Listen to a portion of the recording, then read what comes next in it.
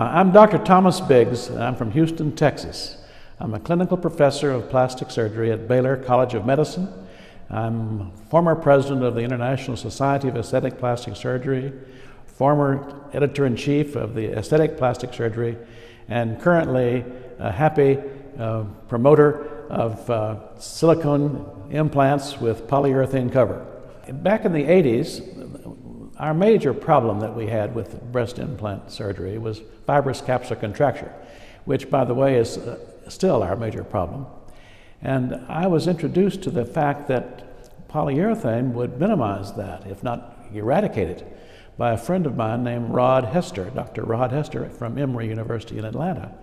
And so I had a patient who had been operated upon 8 times, not by me, but by other people, and it was just terrible. And so I told her that I'd never used this implant before, but I had a feeling that it was what she needed, and she said, well, do it. So I did, and I resected took the implant out, resected the capsule, put in a polyurethane implant, and she was soft and stayed soft. And I last saw her after she was 5 years post-op. She was super soft. So I call that a victory. And because of that success, I thought, well, I'll do this again. So I did 2 or 3 more of these chronic recurrent capsular contracture cases.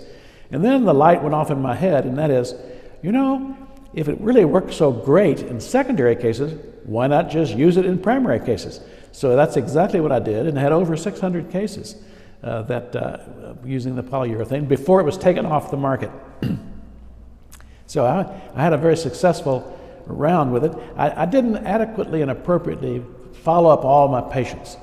They came back. I said to please come back, but they came back when they wanted to come back. And anybody who had a problem came back. People without problems didn't want to come back. And so I didn't really